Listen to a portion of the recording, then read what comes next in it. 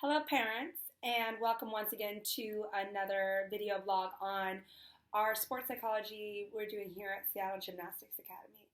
My name is Tamara Bodie and I am the mental skills consultant for all four gyms. Today I'm in Ballard working with a lot of our teams, our boys team, TNT, and our girls gymnastics team. What I want to talk about today is our monthly theme. This month it will be imagery. So in November, we'll be working only on imagery, kind of building on some of the other sports psychology techniques we've already used, such as self-talk, diaphragmatic breathing, and focus and concentration. In particular, this first week of the month, I call this Awareness Week. So with the athletes, we do a lot of group sessions learning about what is imagery and why it's important in gymnastics and, how can we use it. Additionally, the athletes are asked to start to log what kind of imagery they prefer to use. Each athlete is quite different in the way that they imagine the sport and how visual they are. So we'll be going over that in this video as well. First, I explained to the youth athletes that visualization and imagery are not the same. Many people think so, but visualization is only one part of imagery. Visualization is just seeing an image of yourself doing something or, maybe somebody else doing a gymnastics move. That's only using vision. Imagery, on the other hand, is what we call polysensory. So that means that with the athletes, we want them to create the most vivid and rich experience possible in the gymnastics gym to simulate training. What does the crowd sound like? What does the gym sound like? How does the chalk feel on their hands as they grip the bar? So you can see that imagery is actually a lot more vivid, and this is useful to the athletes. So we're really gearing them towards using more senses when they're doing gymnastics. Additionally, imagery should be controlled. So one of the biggest challenges that the gymnasts here have is the uncontrollable crashing in their mind. And I hear this in every single group, from the littlest kids to our most advanced athletes, is, I have some difficulty controlling a crash on an upgrade skill, or I saw a teammate fall and now I can only think of that. So our goal here is really to bring awareness to imagery and also help these athletes be able to control the crashing inside of their mind and use imagery in a way that's beneficial for them, that will actually make them better. So the imagery, we really focus on positive and instructional, just like the self-talk. We want positive, disciplined, and instructional imagery. Additionally, we use imagery in a systematic way. So the children are really taught to do the imagery as if they would do their gymnastics set or their gymnastics routine.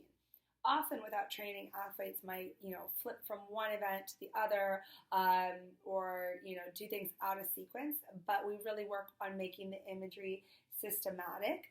And if they do crash inside of their head, there are specific techniques such as stop thoughts and I call replaying the video that they work on to kind of erase that crash and try to replay a video of a positive routine or a positive element that they stuck perfectly. Another very important area of building awareness is external versus internal imagery. Now, our brains are kind of like fingerprints. No two brains are exactly the same. Everyone has a different life experience, and the brains actually wire differently, even in identical twins. So I explain this to the athletes and say, hey, some people might like external and internal imagery. Internal imagery is the first person perspective. So it is as if the athlete is doing a back handspring. They are inside of their own body, and what they see is what they would see when they're doing the flip, like back handspring on the beam. They're going to see the end of the beam and then throw back and see the hands hit the beam and then their feet. That would be the first person perspective. External imagery is kind of like a third person perspective where you might think of it as someone looking on a video screen or a TV set. The athletes are able to look at themselves in a profile view doing the skill. Now, some athletes are very internal in their imagery and some are external. Often with the older athletes, we see a little bit of a switch. They do both. And, even the younger athletes can also do both. So our goal is really to see what kind of imagery these athletes do naturally. And this first week, we're just categorizing that. And the athletes are going to report back to me to say if they're internal or external. And then from there, we can really start to customize some of the imagery to help them if they are in a situation where they're having uncontrollable crashing in their mind. The last thing that we're going to be doing for this week is going over a very positive experience the athletes have had.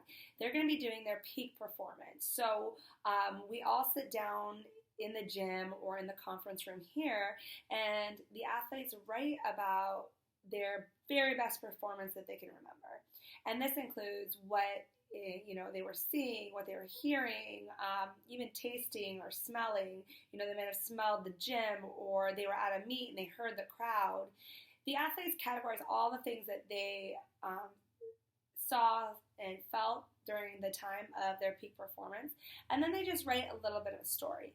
And this really serves two purposes for the beginning of the imagery month. First is it's a positive experience that the athletes did well. So it's recalling this experience and practicing imagery.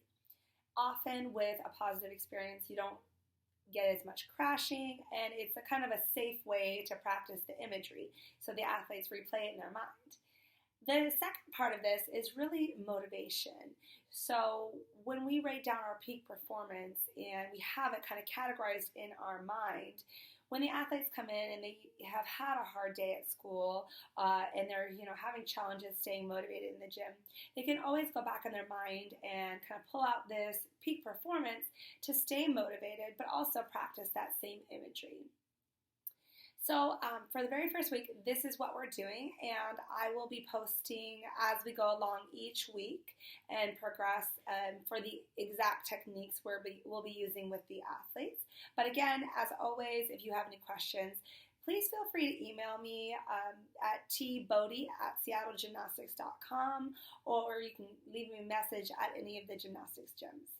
I hope to see all the parents around and have a very nice holiday break if I don't. Thank you. Bye.